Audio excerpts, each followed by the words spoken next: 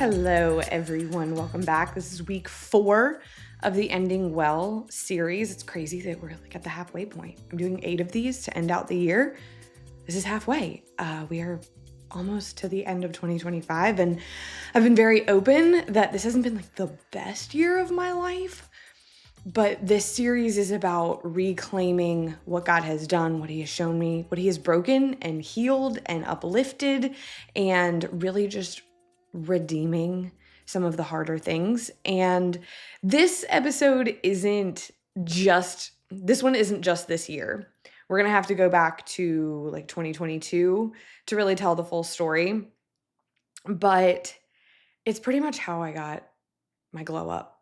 It's how I have fought back inflammation and gotten to a place where I feel comfortable in my skin.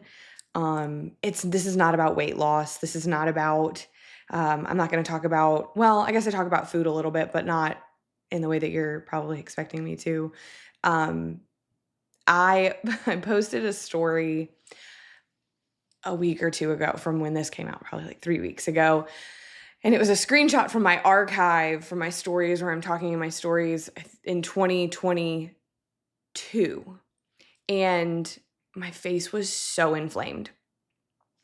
It was just round and inflamed, and I have a filter on in the picture, so you really can't even see how red my skin was, which is something I've always really struggled with. And I just want to hug her.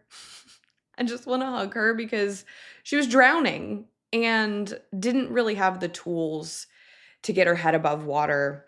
And when I was posting it in terms of, I was talking about pretty much breaking off from crunchy culture or this very low tox lifestyle, which we're going to get into in a second.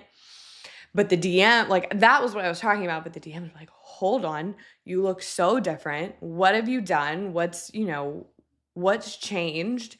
And it was really kind of good for me to go back down memory lane and look at a lot has changed. I've made a lot of changes and God has done a lot of work, and I've really uprooted my life, you guys, in the last 3 years. I've uprooted my life and I've planted a new one, and I've done that hand in hand with God, and I've really honestly become an entirely new person. The person that I was, I think that was August of 2022 was the screenshot, which really was the beginning of this journey of trying to get back to myself. She wouldn't recognize me, and I barely recognize her, but I do, and I know her, and I love her, and this is not about shame, and this is not about condemnation, and this isn't about look at her. It's none of that. I don't look back on pictures of myself or videos of myself from that season with disgust or distaste. It is an incredible amount of empathy and compassion, and I'm also really proud of her. We have fought through a lot to overcome, and God has done a lot, and we've trusted Him and tried to be obedient. And so some disclaimers before we really get into this. This is not medical advice. If you and I have ever DM'd about anything health related, I've probably put in all caps, this is not medical advice. This is descriptive, not prescriptive. This is what has worked for me. This is a story of my journey. And if you find inspiration from it, if you decide to take steps towards some of the things that I have done, I hope that they are beneficial for you, but I will not be held liable because this is not medical advice. Also, it is vitally so important to me that you understand that you cannot do all of the things that I'm going to tell you at once. And I think it's really important to me because what held me back from getting any kind of forward motion in my health journey for so long was that I tried to do everything at once. I would sit down, I would listen to a podcast episode like this, and I would decide to do all of the things that person said to do the next day. And I would place my Amazon order, place my grocery order, make my checklist, and I would go all in, and this is what I'm going to do. And that is so unsustainable. It's really impossible. I'm sure some people do it successfully with a lot of willpower, but I also know a lot of my audience is moms and women with a lot on their plate. ambitious, successful women, whether that ambition is inside your home or outside of your home. And so what I'm about to lay out is over the course of over a year was laying the foundation. And then it's in total 3-year journey. And so I just really need you to, like, your timeline is going to look different than mine. What took me a year could take you 6 months, or it could take you 3 years, right? And so this is not me. I'm not giving you bullet points of things that I think you need to do tomorrow. I'm telling you the story of what's unfolded. And through that story, I'm going to send you on some rabbit trails, because there are other podcast episodes that I've done and things like that that go more into detail about not each specific thing, but some of these things. And rather than making this episode 5 hours long, there are going to be some points where I go, okay, I did a whole episode about this. Like, go there. You know what I mean? So we are backing up to August of 2022. Oh my gosh, I should have done the math before I started recording. I have a 5 and 7-year-old, and my husband works a lot, and I have a fair amount of health issues. I think by August of 2022, I have whittled down the 8 prescription medications that I was on in the spring of 2021 down to, I think I'm down to 3, maybe 4. And I'm drowning. And what I have done up from pretty much, so from spring of 2021, I had a crash out. And we'll get into that in a little bit more in the episode. But I had a crash out. And I decided I wanted to, like, take my health back. And the way that I went about that was diving headfirst into the deep end of living a lower tox lifestyle. And another qualifier, disclaimer really quick, I'm not hating on that. I am not hating on taking care of yourself. I'm not hating on reading ingredients or knowing what you're doing, but I went too ham. I went too hard in the paint, and I let it consume me. I let, like, the fear of it consume me. I was talking about this the other day, and I had somebody comment on it and be like, I don't understand, like, the fear and the guilt and the shame. Like, you just do what you can. And I was like, oh, okay, clearly you don't understand the guilt and the shame that can come with trying to send your life in a different direction and doing everything you can and never feeling like any of it was enough, and it's starting to pile on top of it. And at some point, the fear and the spiraling and the performing and the striving was more toxic than some of the things that I was avoiding putting in my body. And so that was a little over a year. I get to August. I think I, like, send my kids to school, and I was just like at the end of my rope. I cannot do this anymore. I am afraid of everything that's touching my body. I think it's all killing me. I think it's all making me more sick. I cannot keep up with the rules. Every time I open Instagram, there's another thing to be afraid of. And I got on my Instagram stories, and I was like, I quit. I can't do this anymore. I'm not gonna start eating McDonald's and bathing in Tide, but I can't carry this anymore. And I remember it, like, really resonated with my audience. And it's so funny after the fact, because, I've made my way back into a lot of that on my terms, out of a place of not fear, but capacity and a desire to be a percentage better.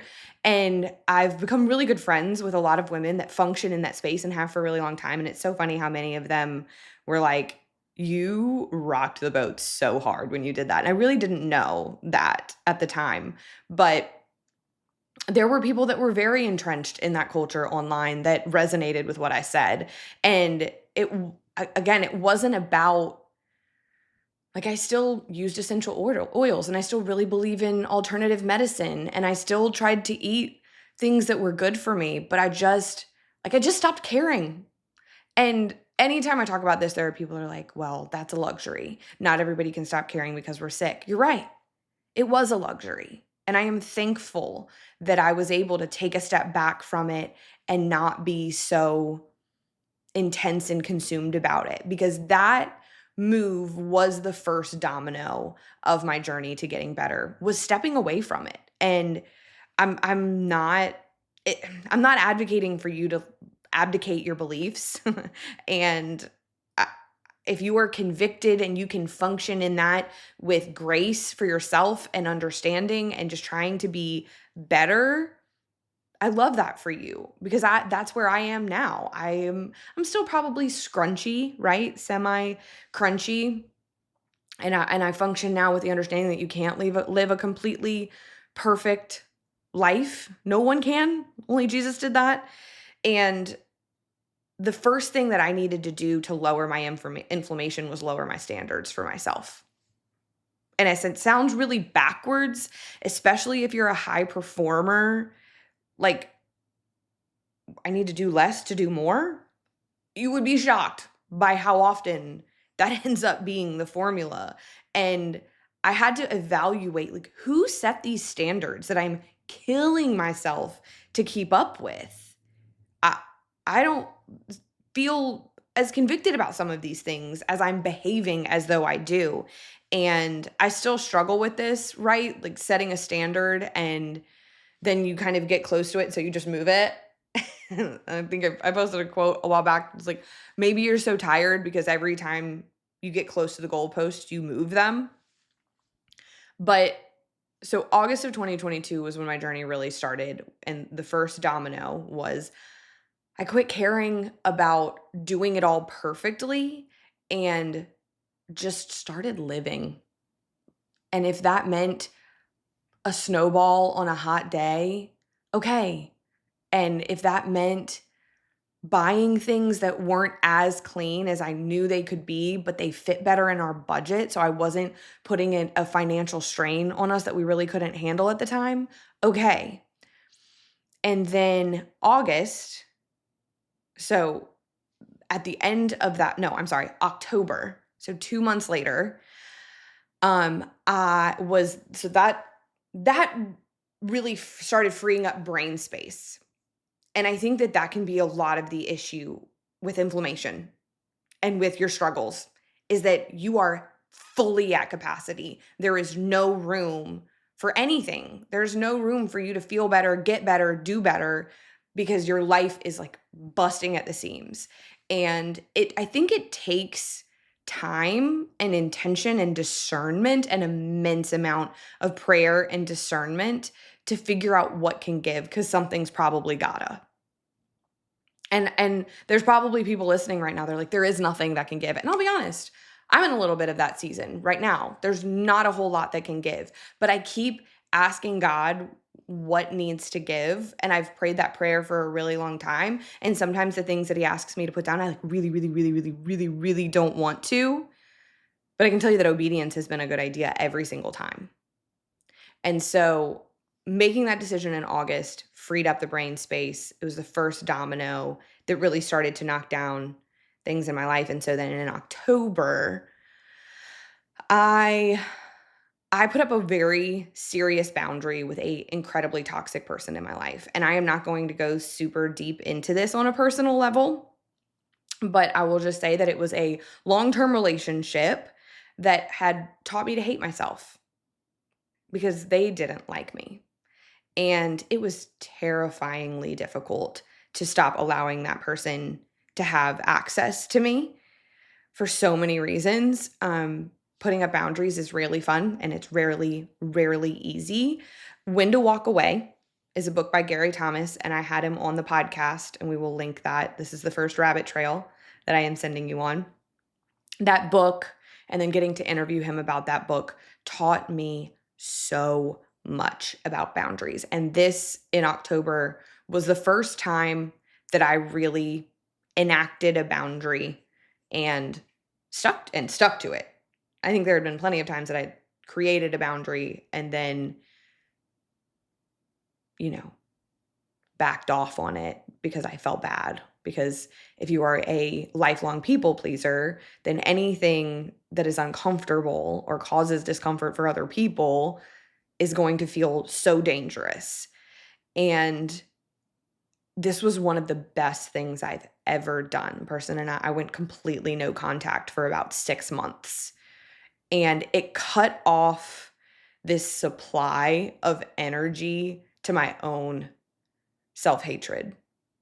And it was the craziest spiritual feeling I can remember the first few days, feeling like this tape in my head of negative thoughts about myself was getting quieter. It still hasn't gone away completely, but it had gotten quieter and it's kept dimming over time. But when I look back at August of 22 Blake and October of 22 Blake, really hated myself. That's not the most fun thing to admit to the internet, but I always thought I was the problem and I always thought everything was my fault, and there wasn't really anything I liked about myself. And giving up hating yourself is one of the most anti-inflammatory things that you can do on a spiritual level and also on a physical, biological level. Because on a spiritual level, when you hate yourself or when you don't like yourself or when you think that you are just the worst and kind of generally unworthy, you're not going to be really very inclined to do kind things for yourself. I look back on when I was really in the throes of trying to do all the right things. It wasn't an act of kindness towards myself, the like low tox lifestyle. It was because I thought that I would feel like that I could feel better about myself if I could do this perfectly. And it comes to be that the only way that you can really feel better about yourself is by allowing the voice of God and what he thinks about you, which, just spoiler alert, what he thinks about you is that you were worth his only son dying an excruciating death. There is no higher praise. He loves you. He sees you. He knows all of the parts of yourself that you are less than thrilled about and still calls you his, still calls you worth the sacrifice. And sometimes you have to create a boundary with people that do not reinforce that message in order to hear his voice better.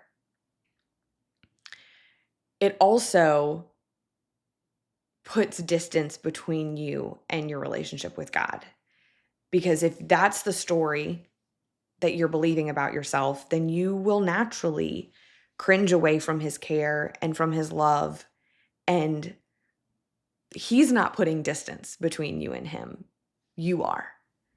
And he's right there, ready to take all of those lies and, throw them away and replace them with the truth.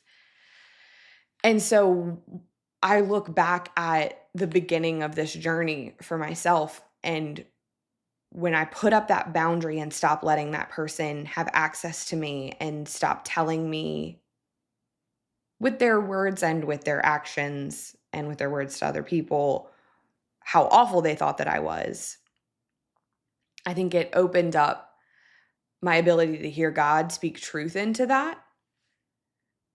And that is anti-inflammatory, but it also is on a physiological level. Self-hating thoughts activate your body's stress system. So literally your cortisol release treats self-hating, self-deprecating thoughts the same way an external threat of danger, the same way it would. And it keeps you living in fight or flight. And I'm here to tell you that that is probably a huge part of the issue if you struggle with inflammation and, the puffy face and the creaky joints. Those were my two biggest inflammatory responses. Was my face. Everything shows up in my face first, even my feelings, and my joints. And, just general like bloating and gut issues and stuff like that. And if you are living in fight or flight and you can't stand yourself, then all of that shame shuts down your healing pathways. Your body just is like powering down. We can't handle this. And you drop down in your nervous system And it's so toxic. And you're not just hurting your mind, you're hurting your body. And the book, The Body Keeps Score, is a great resource because your body is holding on to all of that. And it's not going to just show in your emotions and in your feelings, it's going to show in your body. So maybe you need to create some new boundaries, not just mentally, but like physically. Maybe you need to stop allowing that person, whoever came to mind when I started talking about this, maybe they need to stop having as much access to you as they do. I understand that not everyone can go no contact with the person that's perpetuating these stories in their life, but if you can go less contact, 1% better is better. And 1% better gives you space to heal. Maybe you need some therapy. I'm a huge advocate for therapy, which, side note, I get a lot of DMs from people asking about the online therapy, the online Christian therapy that I used to recommend. I no longer, I don't know, advocate for that resource. They had gone kind of the way of just some more liberal, progressive ideas, and I didn't feel comfortable pointing people that were going to go to them for Christian resources. And so I wish that I had something to replace that with. I don't. I know that it can be incredibly difficult to find a therapist that you can trust, and that is going to point you to Jesus and also have the tools to really work on your nervous system and your belief systems. But it's worth working towards. It's worth finding, because there's so much I think so many of us are walking through and carrying that you really probably are going to struggle to process on your own. But if you struggle with inflammation and you have a really crappy opinion of yourself, I don't know, maybe the two are connected, because they were for me. And so that was the beginning, was walking away from all of these really crazy expectations of myself, and also walking away from somebody that was trying to tell me who I am, and starting to kind of do the work, but just starting, like, baby steps. Okay, we're baby stepping into this. And so that's August and October. And so then we get through the holidays. January of 2023 rolls around, and I remember, it's the new year, and we all want a fresh start, especially like in the gym and physically. And I read something about how really high intensity workouts can have a negative effect on your body, especially your inflammatory response. And at this point, I'm starting to feel better. Like, the inflammation is getting better. And I was working out so hard. I mean, killing myself in the gym, doing HIIT workouts. And I mean, to the point where, like, I had friends at the gym at that point, and they would be like, "Girl, you're doing the most." Not like in a mean way, but just it was noticeable, that how, I mean, I'm leaving the gym completely red and exhausted. And but I'm also, like, I'm starting to get some clarity, and I'm starting to get curious about how I can keep this ball rolling. And I had read, I mean, it was just an article on the internet that I read in passing, and I was like, "Okay, I'll try that." And that is a little bit of a theme in this journey for me, was, "Okay, I'll try that." And there were some things that I tried that didn't work, that weren't helpful, but I started the year by stopping these, like, really intense, high intensity workouts, and I started just lifting heavy and slow, and I loved it. I loved it. I had years of crazy high heart rates, and feeling exhausted all day, but I just thought that this was the best way to get in shape. Like, more sweat is more effective, right? Wrong. Um and so I just started following, Madeline Moves is where I started. She has an app, and I really loved it. And I bounce back and forth. Right now I'm doing Nourish, Move, Love, but these more functional strength workouts. Oh my gosh! I think I was just spiking my cortisol every single day to the moon, and then bottoming out and not understanding why I felt terrible. And if you're already dysregulated, then you're just it's compounding interest, and it's adding fuel to your inflammatory response because your body, again, kind of going back to, how hating yourself tells your body to stay in fight or flight because it is perceiving an external threat of danger. These really high intensity workouts can do the same. And if you love your HIIT workouts, I'm not hating on that. Okay. Again, remember, we're just talking about what has worked and hasn't worked for me. And so if you're already inflamed and then you're spiking, you're like doing, crazy high heart rates and, kind of going into orbit multiple times a week, your body doesn't know the difference. It doesn't realize that you're not being chased by a lion every morning at 7 a.m. And it just keeps you in fight or flight. And so this was just one more way that I was really inhibiting my own healing.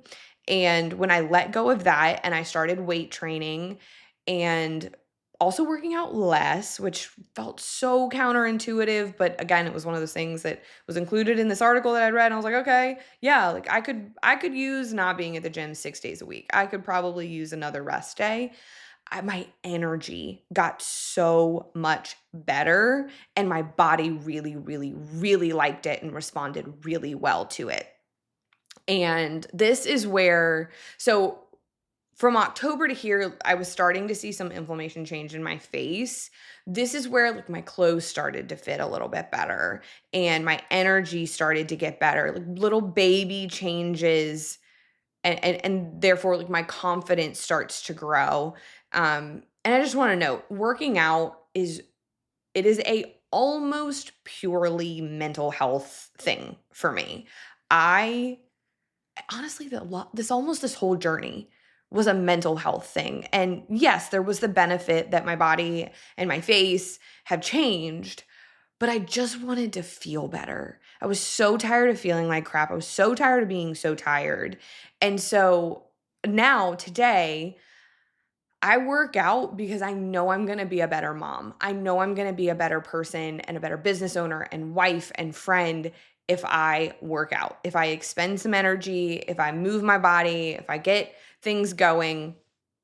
And so that has looked like going to like classes. It has looked like working out at the gym. It's looked like working out at home. It's been spending an hour at the gym to doing 20-minute workouts at home. And you just have to find what works for you in that season. And I think that's something that women can get stuck on, is thinking that when something works for us, that it's going to work for us forever. And it's just not the case. Men can be that way more so because they're just more consistent beings. But if you hate the idea of working out, maybe you just need a new idea of working out. Maybe you need to put down the really intense workouts and pick up something slower. Maybe you need to go for walks. Maybe you need to just lift weights at home for 20, 30 minutes a day. Like I said earlier, I'm using Nourish Move Love's free YouTube workouts right now, and I love it. It is such a perfect fit for this season. It's kicking my butt. I feel stronger than I did when I was spending an hour at the gym, in part because I had so many friends at the gym that we were just, chatting and wasting time a lot of the time. But I really believe that letting go of this idea that I had, which now that I'm thinking about it, there was probably a connection between like the self-hatred and the working out really hard. There was probably some punishment in there as well. And coming around to the idea and understanding that exercise is not punishment. It's actually a privilege, and it's a gift to yourself, and it's something that's meant to just push you forward in your day. Probably contributed, if I had to guess. So at this point, we're about 6 months into the journey, and this is where the ball starts really moving. So I have let go of unrealistic expectations. I've created boundaries, started to learn how to like myself a little bit, stopped killing myself in the gym, and then I read Grain Brain by Dr. David Perlmutter. I actually didn't read the whole book. I feel like I need to give that disclaimer because I got like a fourth of the way through it and I was sold. It's like, sure, yet again. All right, I'll try it. Why not? This is all about the negative effects of carbohydrates, particularly grains, on specifically brain health. Come to find out, I didn't know this when I read it. It's very controversial. People love it or people think it's a bunch of like gobbledygook that he doesn't have any support for what he's talking about. But it really stuck with me. There was a study in it that talked about schizophrenics and how, this is back when they could just do experiments on people whenever they wanted to. Not that they don't necessarily do. Anyway, that these were schizophrenics in a mental institution. They would take the gluten out of their diet, and their hallucinations would either abate or go away altogether, and then they would reintroduce it and they would come back. And I'm not schizophrenic or anything, but as someone that has really struggled with anxiety a ton, I was just willing to try anything. And so I went cold turkey off of gluten. Do not recommend. Don't recommend doing that. You're really supposed to kind of taper off of it. I've never done that. I've never successfully tapered off of everything because I'm so hot or cold, all or nothing. Oops. But I went into this story pretty extensively in my podcast episode with Amy Bernhard that just came out last week. It was funny because she asked me a question about when the wheels for my health journey really started. And so I told this story more extensively. You can go back and listen to that episode because I don't want it to spend too much time there, but I do want to emphasize what an insane impact this had. So that was like February. And then February, March, April, May, I really cut back on the amount of alcohol that I was intaking. And this is when the inflammation started to just fall off. A lot. And now, it's been a couple of years. And so now, a lot of people say that it's not the gluten, it's actually the way that the grain is processed and all this kind of stuff. And I'm going to be really honest. I am not in a milling my own flour season of life, and that's not a judgment call. I'm like jealous. I hope to get there one day. Add that to the list of goals that I have, but that's just not where I'm at right now. And so for me, cutting gluten worked.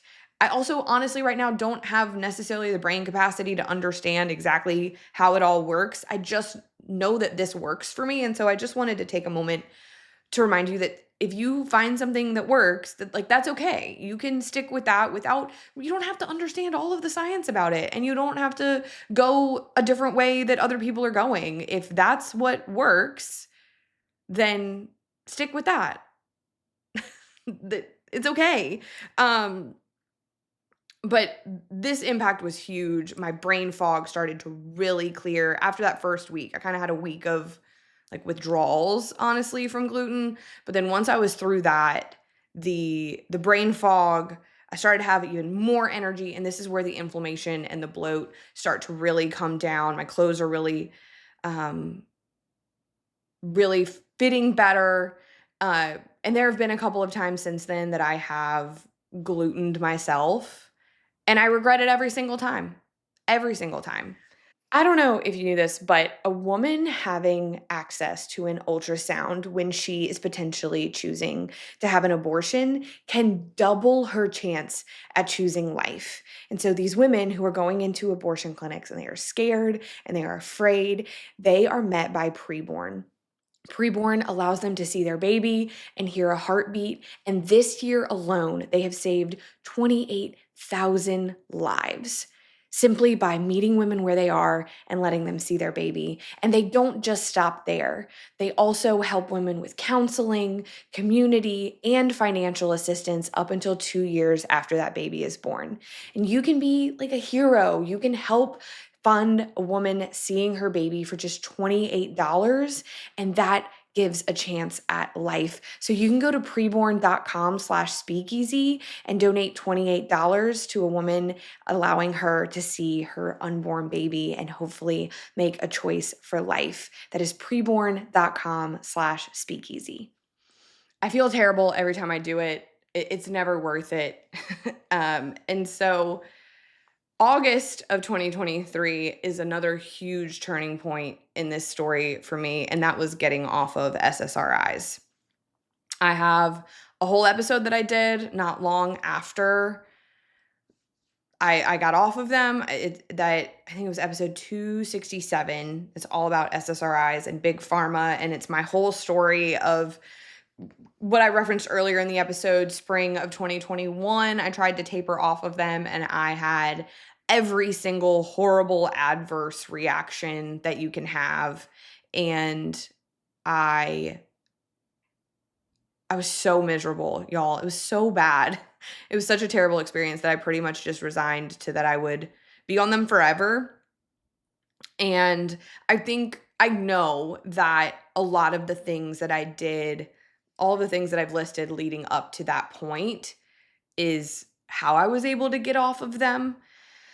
And I always like to give it's not a disclaimer, but I always like to make sure that people understand that I'm not hating on you if you're on it or if you're on SSRIs. I'm not judging you.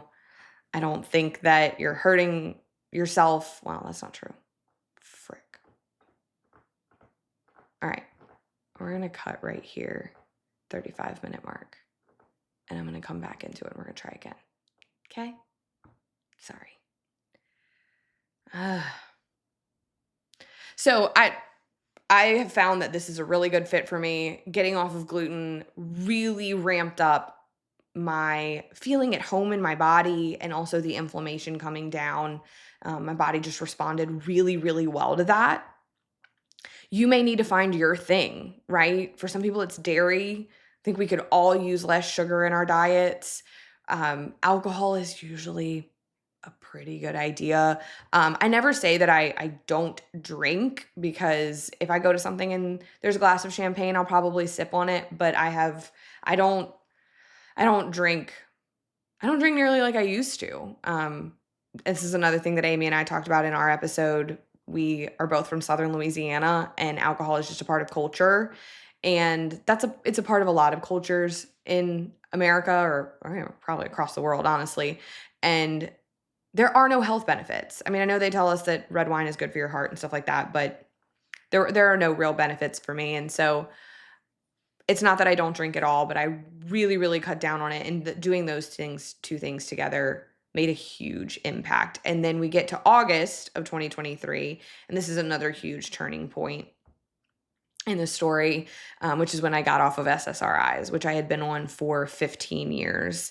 Episode 267 of the podcast is a deep dive, and it's pretty fresh. I recorded that episode not maybe a couple of months after I got off of SSRIs. And so I will send you there for the full story on that. But this, it's funny. There's a kind of conflicting information out there about SSRIs' impacts on inflammation, because there's data that says that it lowers inflammation, but then there's also a lot of data that says that if you already struggle with your inflammatory response, it'll likely being on SSRIs will likely not work very well for you, first of all, and also further exacerbate your inflammatory issues.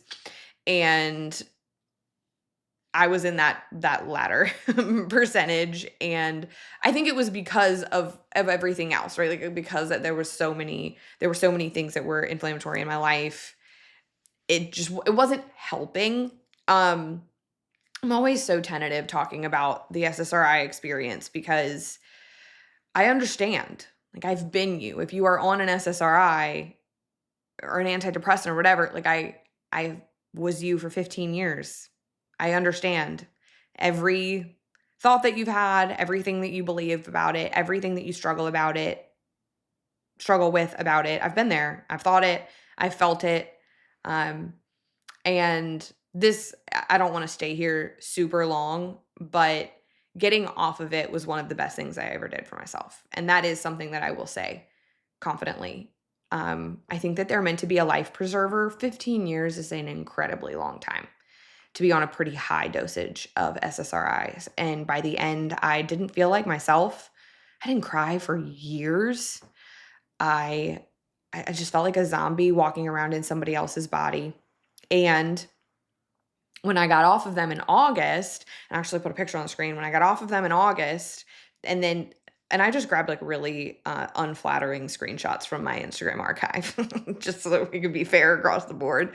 But the August to December drop in my face was wild. And the only thing that changed was, I was obviously still staying off of gluten and getting off of SSRIs. And so I know that really impacted my inflammation response as well. And so all of that, like that's almost a year. Well, it is a year, right? August of 22 is walking away from country culture. August of 2023 is getting off of SSRIs.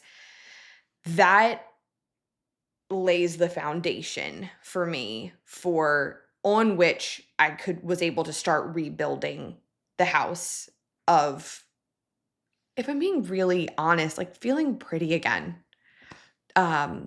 I didn't feel like myself. I didn't feel in touch with myself. I felt very uncomfortable in my body and it like in my face. And I feel like before all of that, I couldn't make forward progress because I was trying to do everything all at once. And I am so thankful for that kind of pivotal moment in August of 2023 when I decided to walk away from that, because it allowed me to come back and take care of myself in a way that was actually sustainable and that I had the capacity for. And I think on the outside, I probably seemed like I was okay-ish. I don't know. I don't know how much I looked like I was really thriving, but I was drowning. I was in such a dark place.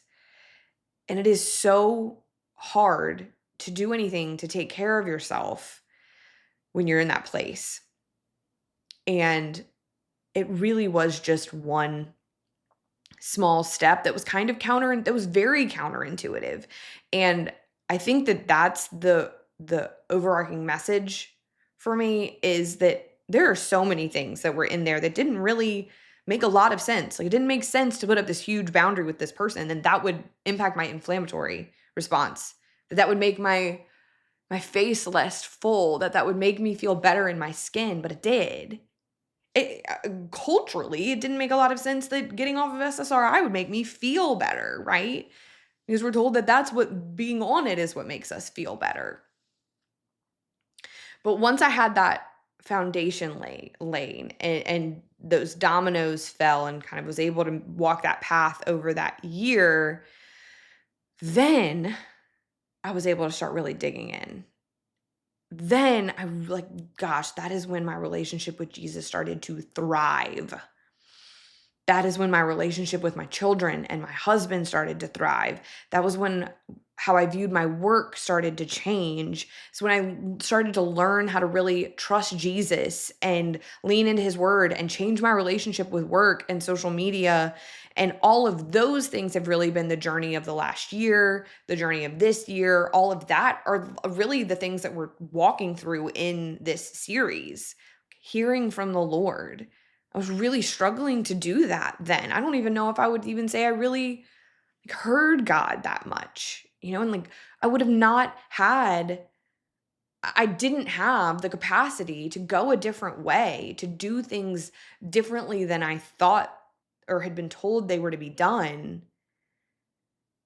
I was so addicted to productivity because it made me feel better about myself, because it was like one thing that I could bring to the table.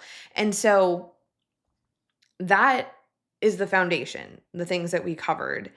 And the spiritual and the mental and the more like quiet behind the scenes work that God has done over the last 2 years and the last year really extensively, I think have furthered that. They're all an extension of the original work that I did. And I'm so thankful for it. And it's so funny because this is probably really different from what people were expecting.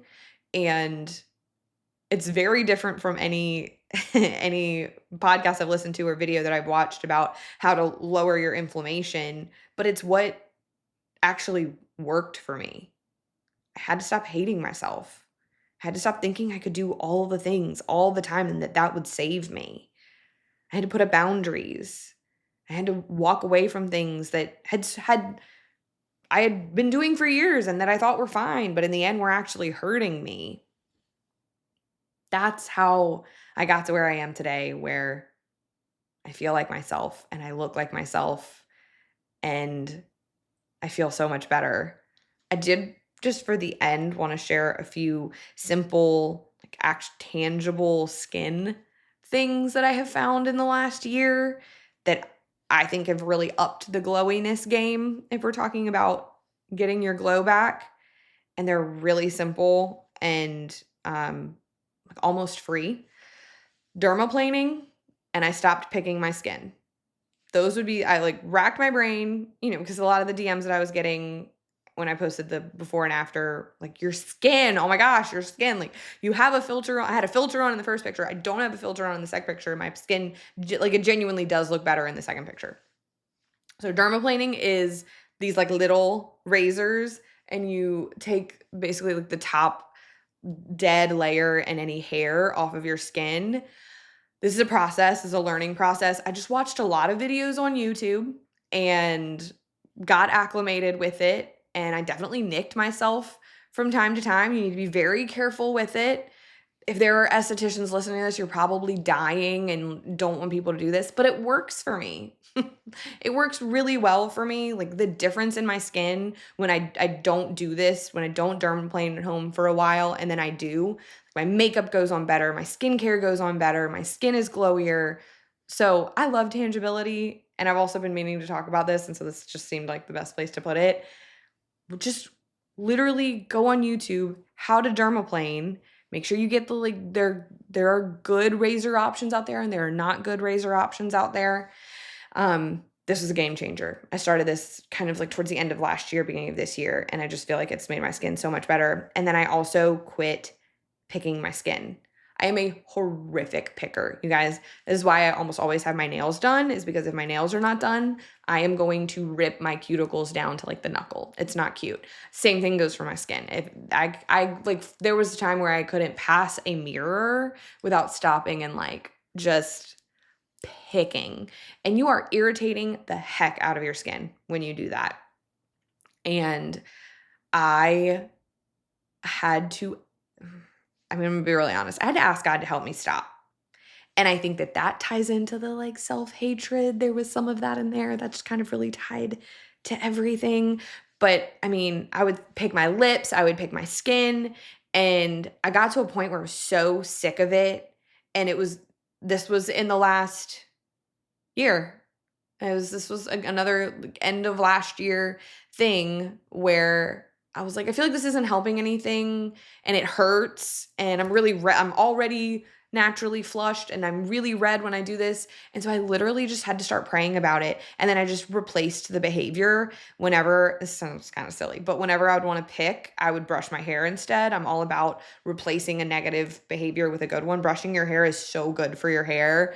I like to believe that's part of why my hair has started to grow so well this year, is that it's gotten some extra brushing, that whenever I would have the inclination to pick, I would stop and brush my hair and pray.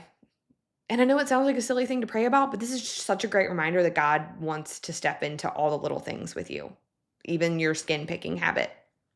And I haven't picked my skin really at all this year, and I think it's given my skin some time to like heal and rest and recover, and I think that contributes to the skin situation we're at now. And obviously, like, skincare, I love skincare, and there's some good supplements, but I just wanted to share a couple of things that are like free, easy. You can start tomorrow if you get the razors.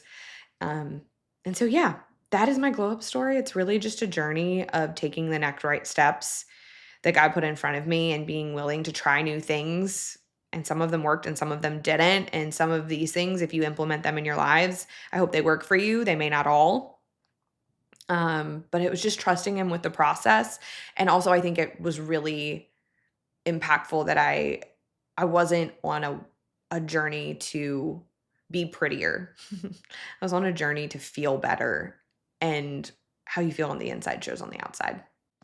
So I hope you had a great Thanksgiving. I hope you had a really restful week, and I will see you next week.